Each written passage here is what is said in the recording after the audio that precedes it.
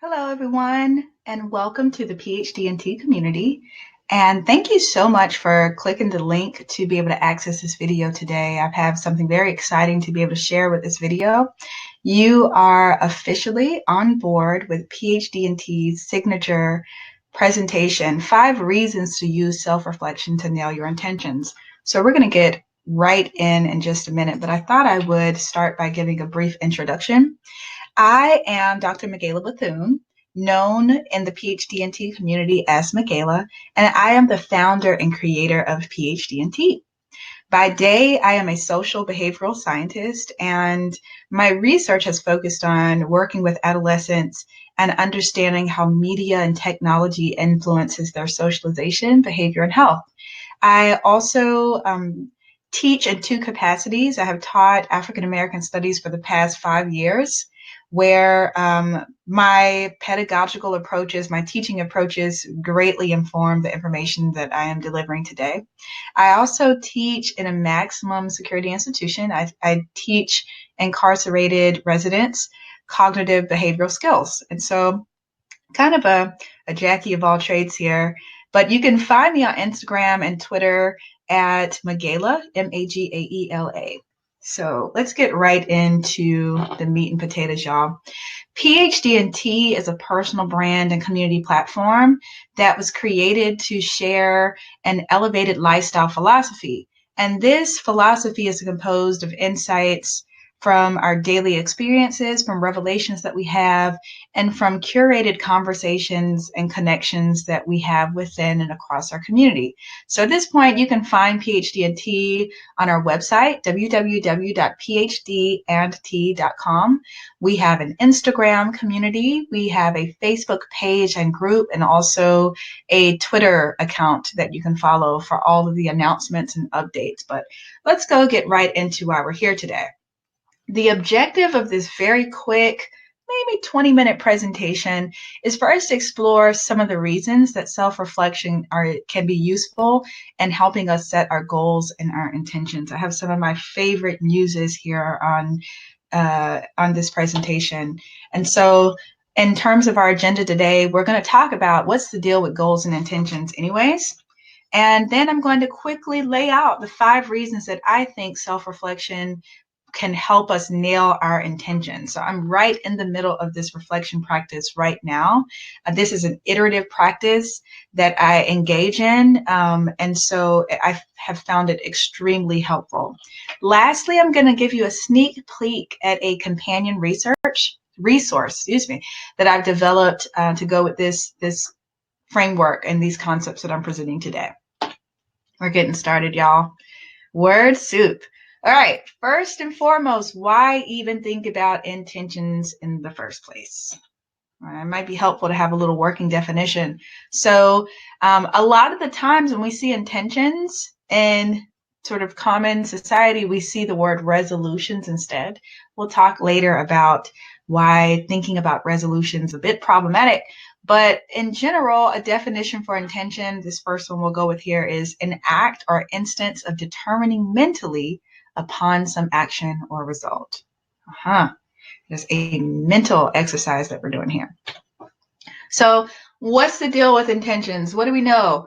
I have a very popular Inc.com article here that says as its headline, most people fail to achieve their New Year's resolutions. And when you implore a little bit further down below, you see that 80% of us will fail to achieve New Year's resolutions, for example. 80% of folks who make them. That is incredible, y'all. So it begs the question, why even bother set intentions? Why bother to set intentions in the first place when most people fail to actually achieve them? Another article coming out of Forbes in 2019, that it stated or cited some research where 40% of Americans take stock of their year using New Year's resolutions or intentions. And so a great deal of us make intentions, but look below, there's that 80% figure there. 80% of us fail them within 30 days. So within the first month of any given period of intention setting, most people actually don't meet the goals. Furthermore, after a year's time, only 8% of folks who make resolutions actually see and follow through. See them and follow through. So that is incredible. We know that a whole lot of people set intentions, but the ones that do, for the most part, only have intentions that last 30 days. All right. Anybody else feeling a little anxious, a little queasy about all this? Let's keep going. According to Statista, 53% of Americans have the same resolution in the form of wanting to save money in the coming year. Another 43% have as a resolution to want to lose weight or get in shape. We know we get beat across the head every single year with these resolutions. New year, new you challenge. And so what this really tells us is that the resolutions that we are setting, that we are failing to meet, and that we are repeating every year, what we learned from that is that most people intend to do the same types of things even. And many people have the same resolutions to do these sort of trendy things year after year after year. Why even bother? Well, what I want to do is challenge a little bit of what we know about intentions and resolutions. And I'm going to use a bit of information from research. So y'all, this is a signature experience with PhD&T. I'm always going to have a scientific knowledge drop. It is what I do. It is the researcher in me. And so today it's going to take about 90 seconds. And I'm bringing some hot fire over from behavioral science. And so here I have 3 behavioral or behavior change theories that I'm going to share rather quickly. First up, we have theory of planned behavior. And theory of planned behavior, as you can see, has in its core at the center intentions.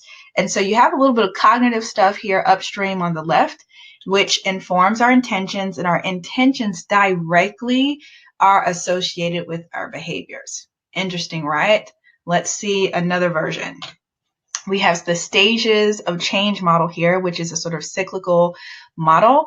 At the top, you see pre-contemplation, moving into contemplation, and then right before you act in this world, which is at the bottom, you have a season of preparation, which involves, look at here, intentions on taking action.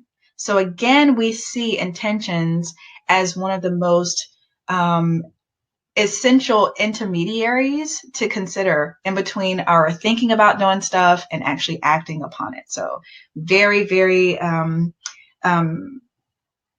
it's located in a point of intervention that is very important when it comes to shaping our behaviors. Lastly, I have a health belief model here. So this model really informs what we know about health behaviors in particular. And again, after a bunch of factors that are either information-based or other cognitive functioning related to other cognitive functioning, you have what's called a cue to action. And this is where, again, our intentions lie. Our conversations with ourselves about actually doing something after we have the information or the belief that we can do it. And so across these 3 behavior change models, you see the same thing. Intentions are so incredibly important. So another interesting finding here, I've located intentions in every single one of these models, but I wanted to call attention also to the things that precede our intentions. All of this stuff is contemplation. It is cognitive. This is under us having the information and the belief in ourselves and the validation of ourselves and the attitudes that we need in order to shape intentions and in order to enact these behaviors. So this is the connection between the contemplative and the intended before our behaviors. This is what I'm making a connection with today. So the guiding question from that previous observation is, how then do we clarify, fortify, and validate our intentions? All right, see how I rolled off that science and got us right back on track? I'm getting ready to roll out the 5 reasons that I think you should use self-reflection in order to nail your intentions. This is the time, y'all, to pause this video. You can go grab your journals, or feel free to just screenshot the next 5 slides, I will say, so that you can take notes in your reflection journals later. So 5 reasons, let's go. Number 1, the first reason to use self-reflection in order to nail your intentions is because of the information that it gives you. It gives you self-reflection, y'all. Taking time to spend with yourself to reflect on yourself, on your life, how you move about the world, how you make decisions, how you govern yourself, how you interact with others. This is all very important information. Self-reflection affords us important self-knowledge in the form of information about who we are, where we've come from, and about who we envision to be in this world. It's really about getting information that allows us to have one big old high five of our past self, our future self, and our present existence. So it's so important for us to know at all times who we are, for us to remember how far we have come, for us to remember maybe how proximal our future is if we make the important decisions in our life right now. The second reason to use self-reflection when you're creating your intentions is because in addition to knowing more about the universe of existence that is within us, we also get to know our situatedness in our context and in the larger world. So self-reflection helps us to understand the complex layers that make us who we are. It gives us information about our placement and our situatedness in a world. So you have to keep in mind with all that is going on, all that the media helps us to understand and invites into our lives, all the social anxieties about the things in the world, we have to constantly have a sort of practice that helps us to understand who we are in the context of all of these things going on. And so you may be in a politically charged phase of your life. You may be in a situation where there is a clear distinction between the things that you can control in this world and the things that you can't. This is a wonderful practice, self-reflection, if you are struggling with either feeling very large or very small in this world. Self-reflection gives us a more accurate understanding of our situation and our placement. All right, number 3, y'all, we're moving quick. I told y'all, it's a quick presentation. Number 3, self-reflection affords us grounding. It affords us a connection with our bodies, with our spirits, with our minds. It gives us an existential settling that we need sometimes when we are often encouraged to look upward and outward. So here I say, looking down and inward gives us a break from the exhaustion of looking up and outward. In a capitalistic society, y'all, we are often given messaging and programming around what our relationship should be to our labor, what our relationship to time should be, what is the value of our human resource and human life force capacity. And so if we're always looking outward from ourselves at what the world tells us about ourselves, we run the risk of being influenced by other dynamics that have nothing to do with who we are, with other forces that are unfamiliar with who we are. And that can be exhausting. So with 2 feet on the ground, embodied, fully connected with our existential being, we are able to be restored in who we are. We can be renewed and we can be remembered. So grounding is so important. Grounding is so important. It helps us exist in the present moment, in our present mind, and in our present bodies. Self-reflection also affords us disruption. This is my favorite thing. My favorite reason is for disruption. Working with adolescents helps me to understand that during that period of time where children are transitioning into adulthood through or across adolescence, this is a time when they are very, very impressionable. They receive for the first time many of some of the exposures in life that have an enduring influence on who they are and who they become. So many of us were introduced to ways of thinking and being in this world in adolescence, and they have calcified across adulthood. Pattern thinking, when not informed by a particular intention, or a current intention, I should say, is diametrically opposite to a state of consciousness. If consciousness is being able to access our minds and have freedom of thought, then having pattern thinking is a challenge to our state of consciousness, especially if the pattern thinking that we have undermines our well-being. So self-reflection gives us the space and time to interrogate our pattern thinking, to disrupt the part of our pattern thinking that undermines our well-being and our human life force capacity. And if we find that our pattern thinking actually serves our existence, then we can resettle and to reinforce pattern thinking in a way that promotes our health and well-being. Another thing to note here, if you don't believe me, if you don't take this serious as being one of the most important things, we should also understand, just like our thoughts and our intentions are linked to behaviors, our pattern thinking, as you can imagine, is linked to pattern behavior. So for when we saw those statistics earlier about how many people fail resolutions and intentions and yada, yada, yada. Well, guess what failure is? Failure is a patterned behavior.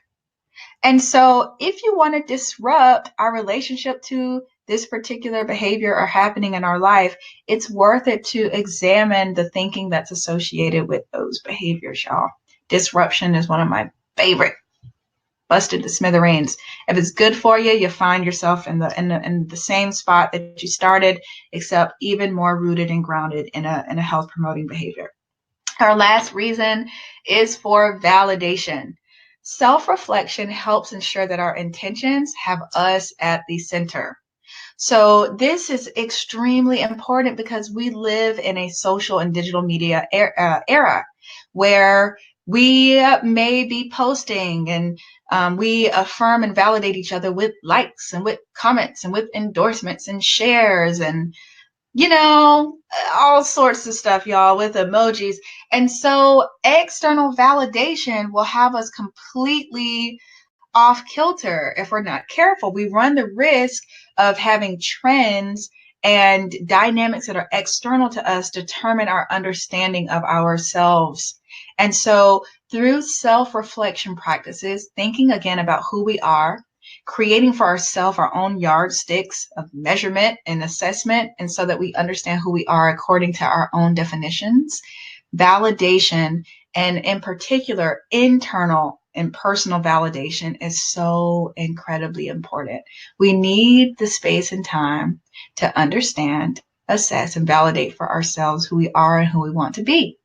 And science also tells us that the goals and intentions that we set that are internally and personally validated are ones that are most likely to stick. And they are the ones that we are most likely to honor, to work towards, to activate, and manifest in our lives. So validation is so important. Y'all, I told you I'm moving rather quick. That was the 5 reasons. I'll go through them again. It's information. We have situation, grounding. Give me a second. Number 4 is disruption, my favorite. And lastly, 5 is validation. These are the 5 things afforded us whenever we engage in self-reflection practice. So I have just shared with you how important self-reflection is, but how, Sway? How are we going to actually embark upon self-reflection? And so I want to share with you a resource that I developed. You can find more information about it on the PhD&T website. It is a resource called Reflecting Forward, and it's currently a digital download, a self-reflection and intention setting guide. It's 35 pages of content, 40 if you print it out, but 35 pages full of content. It is a 4-part framework that is used in 7 areas of your life. So the 4-part framework for using reflection to drive us forward towards manifestation. We are reflecting, we are setting intentions, and then we are making plans for how to reinforce those intentions with this guide. It is so amazing. This is something that you keep forever. You use it whenever you need to. It's not set on any particular time. It's not scoped. in any particular way. It's just a guide for you to use to accompany a reflection practice. So early on, again, we are able to, this is a sneak peek, y'all. This is just some of the front matter. You get this to pick a word of the year that's among the front matter pages. There are other pages that help you understand how to use the guide. Here you see on page 5, we have our first section, which is focusing on career. It's one of 7 areas of our living that we focus on. And so the first part of the framework in every one of those sections is the brain dump. This is so important. This is a place for us to put all of the things that give us anxiety, our deadlines, wonderful, brilliant ideas we have. Oh, I want to start a podcast. That's also a spoiler alert, y'all. But anyways, all of those urgent ideas can be dumped here so that they can live somewhere. I also encourage everyone who uses this guide to have a reflection journal or way of documenting things to accompany the journal itself. So you can feel free to write directly into the guide, or you can write in your journal so that you're not limited by space and still have this guide to be able to use over and over. It's a digital download, so that's not really an issue. So whenever you're engaging in reflective practice, you can also feel free to put ideas that emerge that threaten to derail you from reflection. You can put it right here at emergent ideas so that you don't have to lose that insight. The second part of the framework is the reflecting backward part. And so here is where you reflect a little bit on the most recent season of your career or of your life, whatever section you're focusing on. So this is just a set of reflection prompts for you to think backward about things that have happened to you and how they have gone and what opportunities you perceive and so forth. Our third section is called Visioning Forward. This is a really powerful section. For every single of all of the 7 sections, there's a tailored list of questions. Again, the sections might include your career, family and relationships, personal development and growth, finances. Like we covered all 7 sections of our living. You can see some example questions here where you may ask yourself about your career. What types of partnerships do you want to forge? What types of tools do you need? What productivity or accountability structures will support your work? This is all spoken in the affirmative, and these are questions that serve as reflection prompts for moving forward. Okay, so you can write that in your journal. Further in the framework is our fourth part. So before you move here, I encourage you, as you see at the top there, to go off the grid, go wild style and brainstorm your intentions after you have reflected backwards and after you have visioned forwards. Now is the time for this fourth part called the Committed Intentions Grid. This is where you dedicate yourself to the intentions that you set. The way that we do it, it's not just ideas about what you're going to do in the future. You see here, these are practical insights. We understand our intentions. You list the rewards that you want to have available to yourself when you succeed. You can put important dates if you need to pull something from the brain dump or from your visioning session. You want to set up a set of daily and weekly practices to make sure that you touch and agree with these intentions on a regular enough basis. We're setting boundaries, y'all, and we're identifying the resources that we need. If you're more of a goal and deadlines person, then the bottom of the page is going to serve you well too, where you can record dates that you want to set to be able to achieve your goals.